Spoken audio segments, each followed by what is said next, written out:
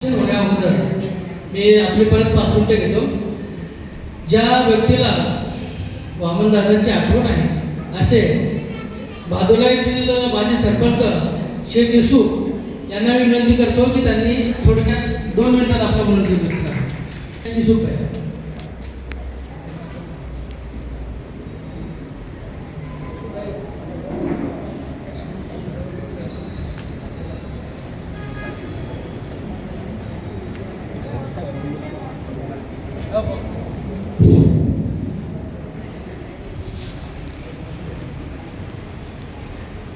आज के इस प्रोग्राम के उपलक्ष्य में आए हुए इस प्रोग्राम के अध्यक्ष हमारे तालुका के माजी आमदार विजयराज शिंदे साहब,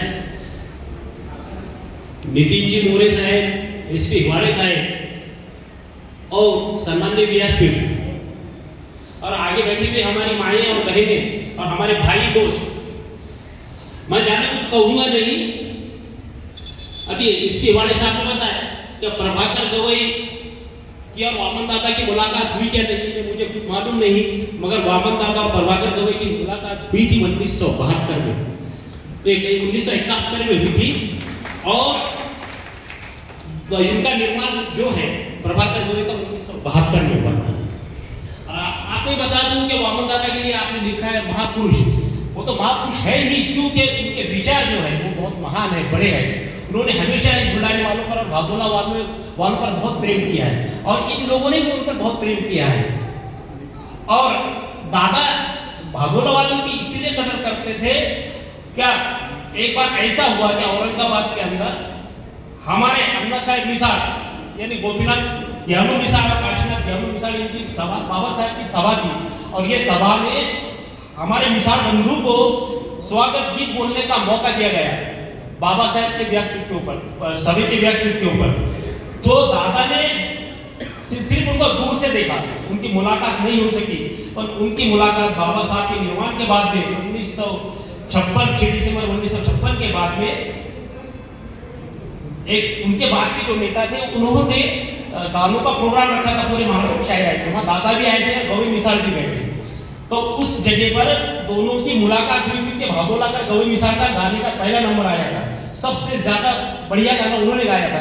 तो दादा प्रभावित हुए, पूछे ये कौन है, कहाँ के. जब उनकी मुलाकात हुई और दादा ने ये पूछा कि ये कौन है, कहाँ के लोग हैं, तो ये लड़के जैसा दादा से बहुत छोटे थे ये सब.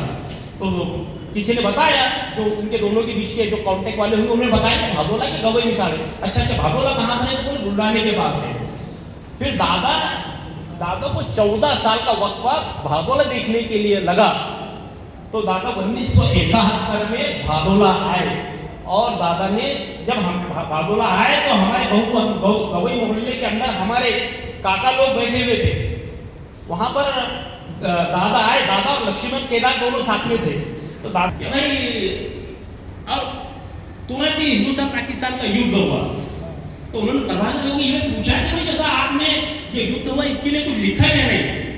तो प्रभाकर गवई ने कहा दादा मैंने तो कुछ लिखा नहीं, मगर आप 10 मिनट रुकिए, बोले मैं अभी आता हूँ. तो दादा वहां से 100-200 फीट के ऊपर एक खंबा था, वहां जाए उसके नीचे दादा ने लिखे, हमारे प्रभाकर गवई ने लिखे और दादा को अहो मिस्टर अय्यूब खान अशेष का झाले तुम्ही बेभान, ये गाना प्रभाकर गवई ने लिखे और दादा को ला सुनाया. तो इतना आपने बताया नहीं, बोले. तो दादा बोले मैंने अभी 10 मिनट बताया है, वैसे बोले जिंदा शायद थे प्रभाकर. फिर उसके बाद में दादा हमेशा आते गए.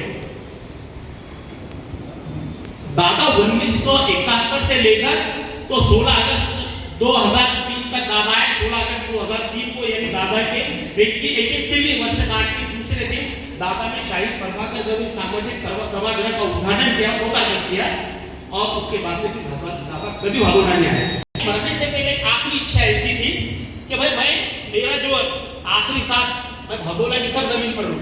पर दादा ने हमारे भाई भीमराव विलेज को उनको चिट्ठी भी दी, पर किसी वजह से कुछ दिक्कत आई, कुछ चिट्ठी पहुंची नहीं या फिर वो जा नहीं सके, दादा का देहांत हो गया. मगर आज भी दादा की हस्तियां भागोला में मौजूद है. और फिर उसके बाद में क्या हुआ, एक बार हमारे जनार्दन काका ने जैसा दादा को आमंत्रित किए कि भाई आप मेरे मेहमान रहो, और वो जनार्दन काका ने के लिए दादा ने एक शर्त रखी भाई आप ऐसा करो, बोले मैं आपका यहाँ मेहमान रहता हूँ, मगर आप जब उस जमाने में लाइट नहीं हुआ करते थे और दादा चराग के अंदर दीवा के अंदर लिखकर गाने लिखा करते थे, तो बोले जब भी मेरे चराग का तेल खत्म हो जाएगा उस समय मैं आपके घर से निकल जाऊंगा, तो हमारे काका ने 10 लीटर रॉकेट घर में लाकर एक्सेस रखे, ज्यादा कर रखे कि अब कभी भी इनके चराग का तेल खत्म नहीं होना चाहिए। उसके बाद में हमारी काकू हमारी माँ ने वामन दादा की ऐसी खिदमत की कि जो अपने एक मेहमान भाई के बहन करती है। हमारे काकू ने दादा को रोज एक पाव दूध अंडा, ये रोज तबीयत बीच में खराब हो गई, डॉक्टर ने बोला था कि आपको अंडा और दूध खाना है, तो हमारी माँ ने उनको दूध और अंडा खिलाया।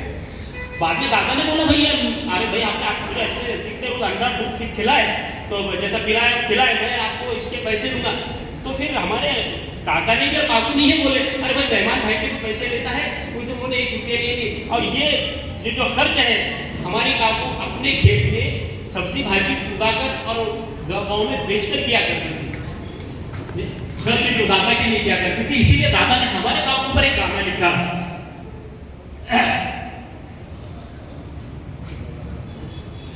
लसूण कांदा मिरची माझी कमाई विहिरीवरची, गोबी वांगे टमाटे फुलं गावची नेती मुलं, मी विकून करते खर्ची माझी कमाई विहिरीवरची, कधी वामन येई घरी महीना महीना राही तरी देते बसाया टेबल खुर्ची। ये वामन दादा ने हमारे काकू को गाना लिखे। और दादा ने मैंने देखा दादा ने शेतकरी गीत भी लिखे, दादा ने भीम गीत भी लिखे, दादा ने लोकगीत भी लिखे।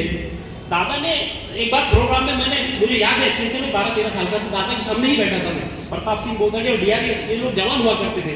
और तो दादा ने वहाँ गाने गाए थे प्रोग्राम में, तोलता तराजू हा बोले बिचारी तरी भीम माझा हजारात भारी, एकीकडे होते हे समदे पुढारी तरी भीम माझा हजारात भारी। उसके बाद दूसरा जो गीत था, नदीचे वाटर चुन चुन काट चुन चुन करती पाई पूरी चालत रही, ये आप सभी को मालूम होंगे क्योंकि गाने हैं। और तीसरा शेतकरी के लिए गाना ये था क्या भाई, नव हे नवाडीचं शेत हे गवाडीचं, शेजारी पीक डोले शाळूचं, देना माय माझ्या काळीचं, ये वामन दादा के गाने हैं।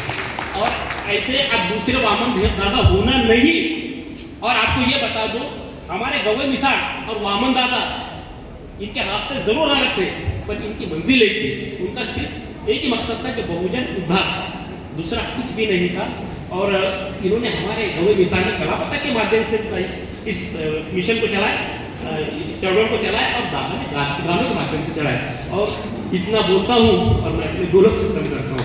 आपको पसंद आया? ठीक है, धन्यवाद।